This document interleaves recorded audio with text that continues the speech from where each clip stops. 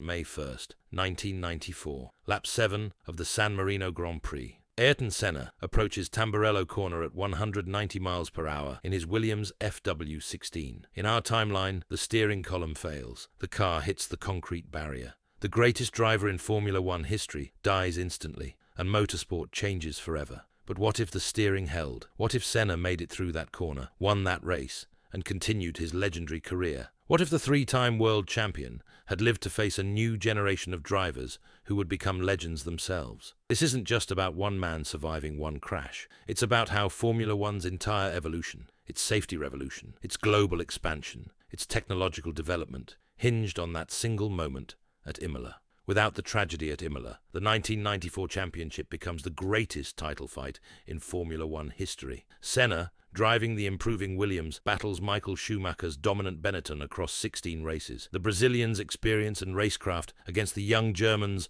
raw speed and calculating precision. By mid-season, Senna has adapted to the difficult Williams FW16. His technical feedback transforms the car from an unpredictable beast into the weapon it was designed to be. Williams begins winning races consistently, setting up a championship showdown that goes to the final race in Australia. Senna wins his fourth world championship by 3 points, denying Schumacher his first title. The victory comes through vintage Senna, a wet-weather masterclass in Adelaide, where he laps the entire field except Schumacher.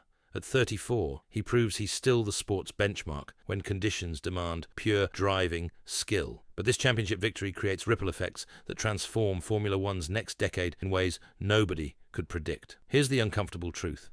Senna's survival delays Formula One's safety revolution by years. Without the shock of losing its biggest star, the FIA implements only minor safety improvements. The comprehensive changes that made modern F1 dramatically safer, improved crash structures, hands devices, better barriers, arrive much later. Other drivers pay the price. The accidents that would have been survivable after the post-Imola safety revolution become fatal. Karl Wendlinger's 1994 Monaco crash proves more serious. Mika Häkkinen's 1995 Adelaide accident becomes deadly. The sport continues losing drivers who could have been saved by safety technology that arrives years too late. Senna himself becomes an advocate for gradual safety improvements, but without the urgency created by his own death. Change comes slowly. The drivers who lose their lives in this alternate timeline become the delayed catalysts for reforms that should have happened immediately after Imola. Senna's continued career creates legendary rivalries with drivers who become household names. His 1995 battle with Damon Hill at Williams becomes intensely personal as Hill struggles to escape Senna's shadow within his own team. The Englishman, son of 1962 champion Graham Hill, can't establish his own identity while racing alongside the sport's living legend. The real fireworks begin in 1996, when Mika Häkkinen emerges as McLaren's lead driver.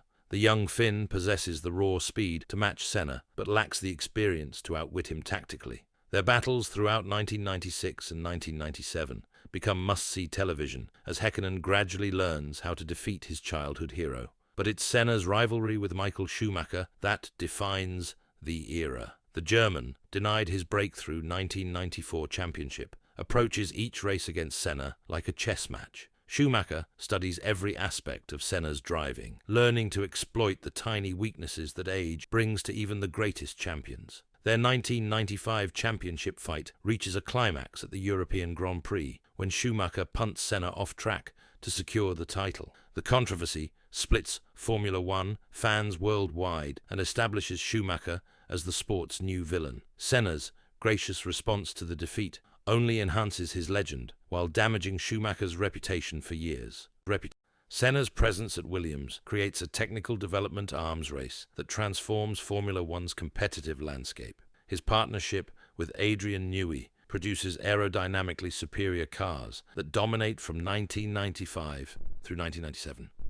The Williams FW18 and FW19 become as dominant as the McLaren MP4/4 that Senna drove to his 1988 championship.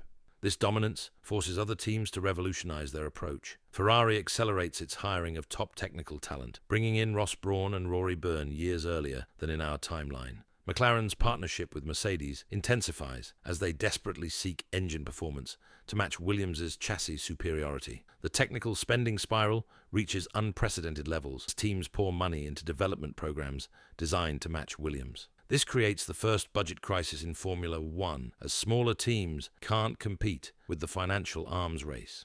Several historic teams disappear years earlier than in our timeline, fundamentally altering the sport's competitive structure. Senna's technical feedback also influences car development in unexpected directions. His preference for mechanical grip over aerodynamic downforce leads Williams down development paths that prove innovative but ultimately flawed when regulations change. The team's over-reliance on Senna's specific feedback creates vulnerabilities that emerge when he finally retires. Michael Schumacher's rise to dominance gets delayed by years due to Senna's continued presence. The German wins championships in 1995 and 1996, but can't establish the sustained dominance that characterized his historical Ferrari period. Senna's victories in 1994 and 1997 break up what should have been Schumacher's early championship run. This delay has massive implications for Ferrari's development. Without Schumacher's early arrival at Maranello, the Italian team's technical revolution happens more slowly. Ross Brawn and Jean Todt join Ferrari, but without the immediate pressure to build a championship-winning car around Schumacher's specific talents. When Schumacher finally joins Ferrari in 1997, he inherits a less developed technical package. His championship drought extends into the early 2000s as Ferrari plays catch-up to other teams.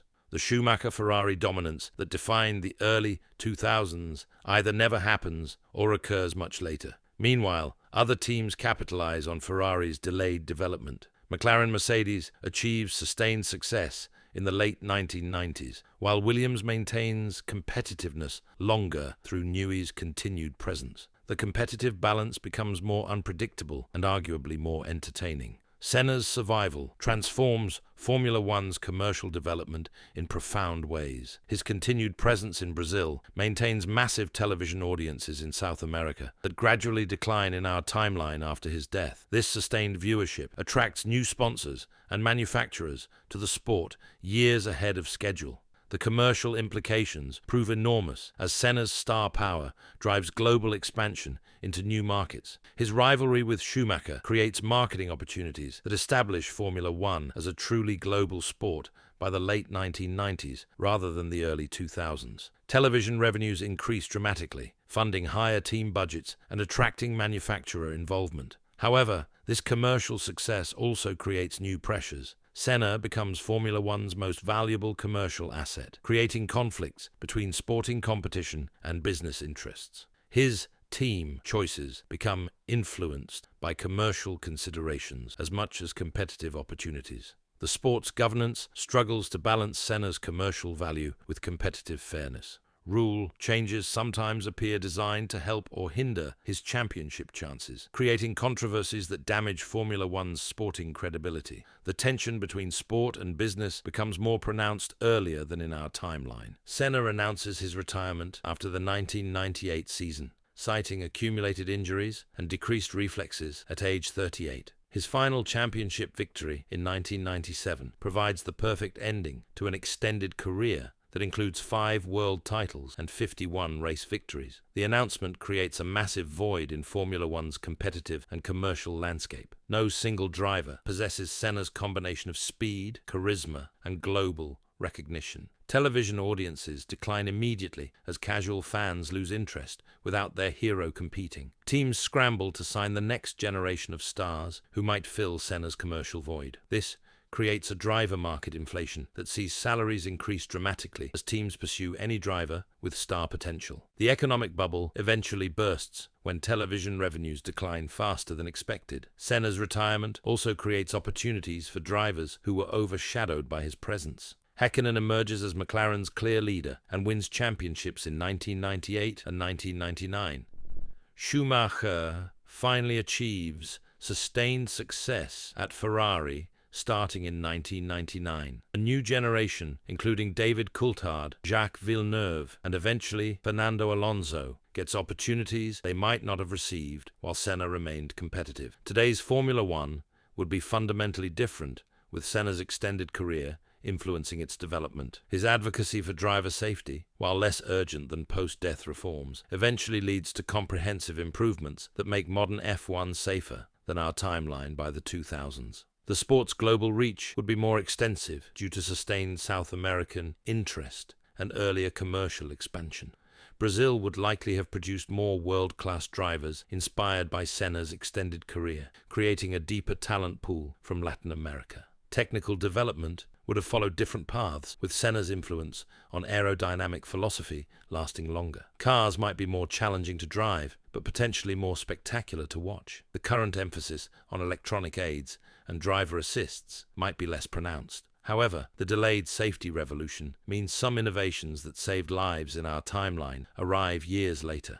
Modern drivers benefit from safety technology developed through different evolutionary pressures, but some historical accidents might have been prevented by earlier implementation of life-saving innovations. Senna's extended career fundamentally alters how racing legacies develop. His 5 world championships changed the historical ranking of great drivers, potentially pushing him ahead of Juan Manuel Fangio as the sport's greatest champion, until Schumacher and later Hamilton exceed his total. The competitive dynamic between Senna, Schumacher, and the emerging generation creates different career trajectories for multiple champions. Häkkinen might win 4 championships instead of 2. Schumacher's total might be lower due to delayed Ferrari success. The entire championship count hierarchy gets reshuffled. These changes ripple forward to influence current drivers' career goals and achievements. Lewis Hamilton and Max Verstappen chase different championship targets in a world where Senna set the bar at 5 titles rather than 3. The psychological pressure and motivation for current champions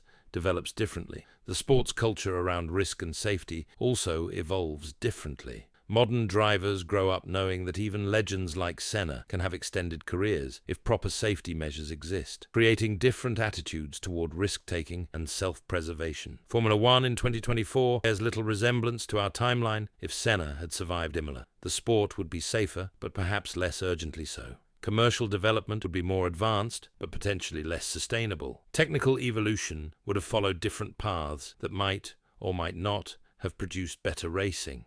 The fundamental question remains whether Senna's survival would have been worth the delayed safety improvements that might have cost other lives. His extended career creates incredible racing and commercial success, but at what cost to drivers who could have been saved by earlier safety development? This alternate history demonstrates how individual survival can sometimes delay collective progress, and how the sports we love require constant vigilance to balance entertainment with human safety. What do you think would have been the most significant consequence of Senna surviving Imola? Would Formula One be better or worse today if his death hadn't forced immediate safety reforms? How do you think his extended rivalry with Schumacher would have changed both drivers' legacies? And here's the big one. Would the delayed safety revolution have been worth keeping Senna alive, even if it meant other drivers died in accidents that could have been prevented by earlier reforms? Let me know your thoughts in the comments. If you enjoyed this Formula One alternate history, check out our video exploring what would happen if McLaren had never entered Formula One. Don't forget to subscribe for more motorsport scenarios that explore how different outcomes